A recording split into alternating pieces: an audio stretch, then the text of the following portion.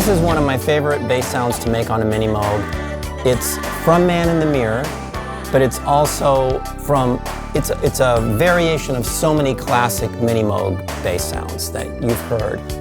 And there's just subtle differences that make it Man in the Mirror versus something else. And I'm going to show you what makes it Man in the Mirror, and then I also want to show you how you can take it left, right, sideways, and make it fit the song that you're working on, because a lot of it has to do with just the timing of the envelope that fits kind of the tempo of your song, you know, because this one, you just have enough time with the click to go pow, pow, pow. It fits in there. So let's show you the Man in the Mirror sound, and then we'll work on different ways to customize it. Man in the Mirror sound begins with 2 oscillators. It's a 2 oscillator bass sound.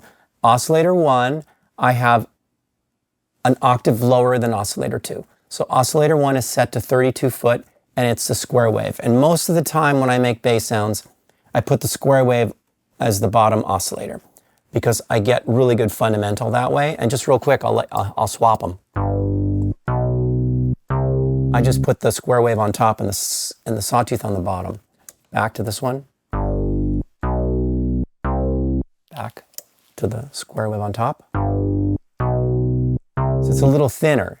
It's a little more like a tenor personality, but this has got the bass to it. So I like the square wave on the bottom, 32 foot. Oscillator 2, I go with 16 foot because that's an octave above, and I'm using a sawtooth waveform. They're both cranked in the mixer. In case there's any chance for distortion, I want to get it. Full volume, and then the filter's entirely closed and there's no keyboard tracking. So it's really simple. 2 oscillators cranked in the mixer to the filter. Setting the resonance is important because listen to the difference. Here's where I like it for Man in the Mirror. Just the right amount of wow. But if I go a little bit more, it starts to get high. It's like talking more, which I'll give you more of it. It almost distorts, but get it just right. You still get bass. So, and here's none, just so you can hear what that sounds like. A perfectly good bass, but it doesn't have the same personality. So I like it right around there.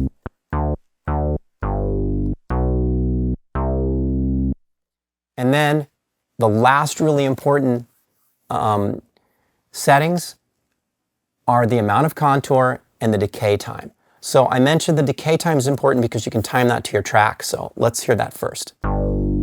So that's about a quarter note. 1. Right? So let's go to a half note. A little long. 1, 2, down. So now I have a sound that's a bass that takes twice as long to get down. 1, 2. So if I were to do a song that's a little bit more like a half note feel, I might change the decay time. And you can also go really short.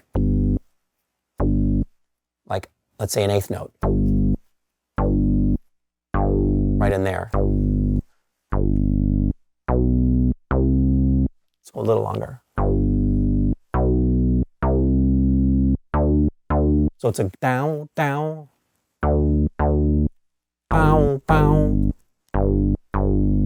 And then the Man in the Mirror is.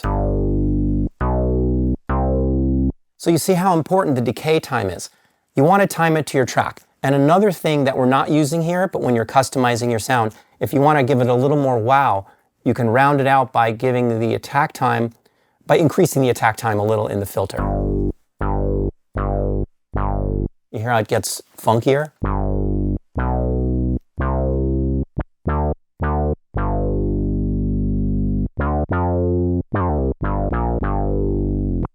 You get a little bit more like talking bass. So without it, with it. And a lot more. Getting a little more dubstep. Those are really the primary controllers that you have to worry about. So it's really quite simple. And maybe the last touch.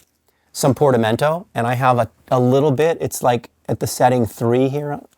Let's see, yeah, right around 3 on the Minimoog. So you get some slide. Here's without it. Here's with it. It's subtle. Without it. And let's try a lot more. Now you really hear it sliding.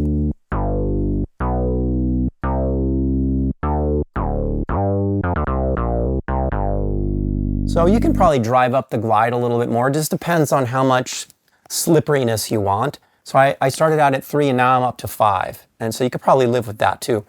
And then the final touch is a little bit of vibrato. And I'm accomplishing that by putting oscillator 3 into low frequency right here with this knob. And then this button stops the vibrato oscillator from tracking on the filter so that you're not going to get the vibrato going faster as you go up higher. It's going to stay at the same speed. And then you just make sure that your modulation mix on the Minimoog is set to oscillator 3, so you're not getting any noise mixed in with it. And when you raise the modulation wheel, you get vibrato. So there's the Man in the Mirror bass. There's no keyboard tracking. So when you get brighter, it doesn't do this. Get brighter, or really bright, which is a different bass. That's another thing you could do if you like this bass sound. To quickly get to a different bass, if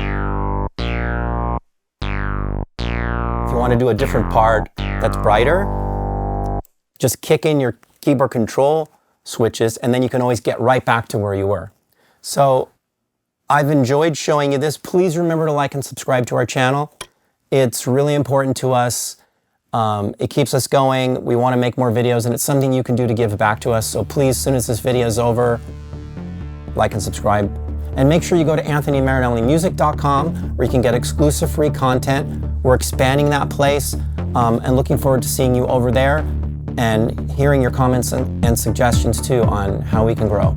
So check out this bass sound and make it your own. Make those changes, customize it. See you soon.